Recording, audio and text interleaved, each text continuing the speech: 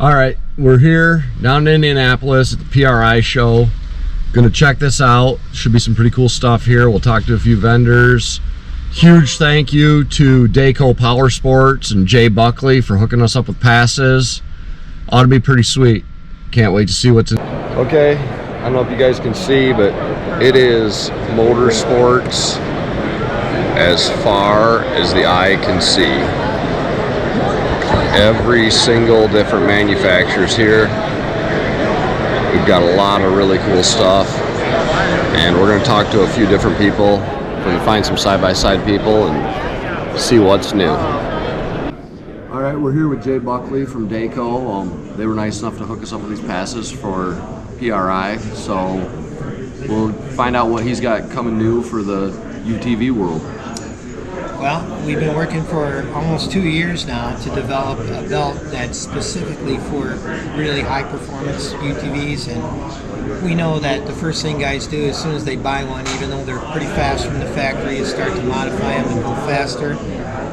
We worked with several teams that have 300 to 500 horsepower UTVs to develop the belt, and we've come up with a really good product for the Can-Am cars. We're still doing some development work on the Polaris platforms because their clutching is a little bit harder on belts, especially when it comes to temperature. And actually found out that we're going to buy a Polaris Razor Turbo next week to do the final development on the Polaris belt, because it's very good right now, but it's not where we want it to be.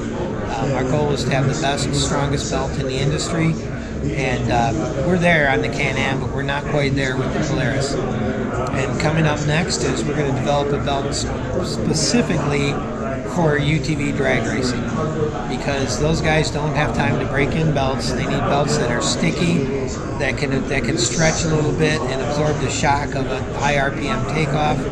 And the belt we originally developed is more for like endurance racing and short course racing, and guys who that are fast trail riders that want to get a long life out of a high performance belt. So it's been a long road, a lot of development work, and we're committed to having the best belt in the industry. It's going to take some time to get there, but we're almost there. Well, if you guys want to talk to you, I know we were just talking about it. You're going to be at the Red Bull Snow Scramble. You're going to be racing there. Are you going to have any info for people there? Actually, I'll have information. I'll probably have some belts that I can give away to guys that want to try them out. And we're probably going to bring 2 cars, because I'm going to race my car, and we're going to run a Dayco car, and just to get to data log it so we can duplicate those kind of race conditions on a dynamometer. Because again, the company's very committed to getting to the point of having the best belt in the industry. Awesome. Look forward to seeing you at Red Bull. Yeah, I'm excited about it. All right, I'm sure you guys have all seen Wayland's new billet block that they've got, but here it is in person. Right there. Can-Am X3 guys, you can get excited about this. John Whalen's new billet block right there in person.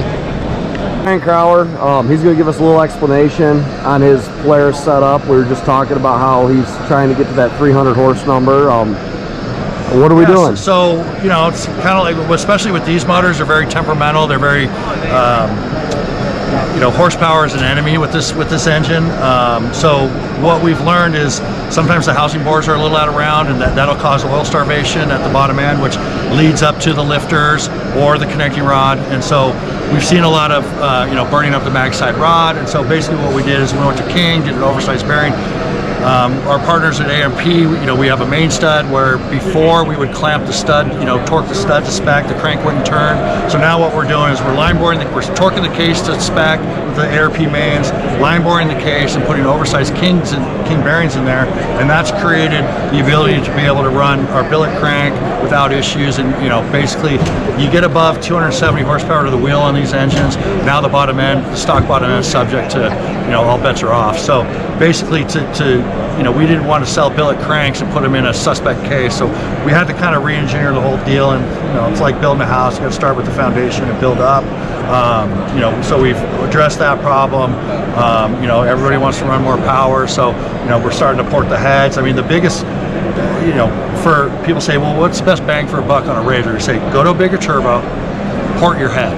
Because the exhaust flow on the head, on a Polaris head, is terrible. They did that for emissions and things like that. That's great. So what we're doing is we're going from we're actually adding 3.8 millimeter to the exhaust valve size. I mean, big jumps, not 1 millimeter, not 2, almost double that, 3.8. We're doing 1 millimeter on the intake side. That seems to work out fine. So yeah, there's a lot of massaging we need to do to get this thing up to, I mean, this is more of a 450, 500 example, but you know, to get that to live and be reliable, I mean, we can't vouch for the belts, that's not our problem, but you know, we are working with STM. I mean, because I can give you a 300 horsepower engine and you could, through clutching, turn it into a 150 horsepower engine. So there is a lot of power to ground and how we get that. And so, you know, we work with a lot of our partners to, basically, this segment is new, it's really 2 years old. So what they want is they want turnkey solutions, and they want proven, you know, and so the guys will spend the money if you say, hey, buy this, this, and this, and this, and you run it all like this, and it's going to live and be reliable, rather than getting them off into the weeds and saying, you know, oh, you know, if you do this and piecemeal this and tune this, and you know, we want to offer. But you're not just in the drag race market. You've got sand guys. We do sand, and we do short course. I mean, the problem with short course racing is too many rules. You know, we killed it at Texplex with the stroker in the NA class. Well, all the YXZ guys cried, and so and all the guys that weren't running the stroker Polaris cried. Well, I mean, that's great, but the 4 guys that were running the stroker, Ronnie Anderson, Colin Truitt, Miles Cheek, and Kanan Baker, they're all good drivers too, you know, so we're losing the driver equation out of the mix. I guarantee you put those 4 guys in the same stock motor, they're still going to be out front. So, you know, the short course deal, like I said, it's a rules deal, but, you know, we can still play the game with heads and things like that. I mean, basically, it's anything under 1,000 cc is what we can do with on short course. But yeah, I mean, you know, the drag racing, I mean, they're starting to drive these things on asphalt, you know, and that opens up the southeast market, you know, where there are no dunes and things like that.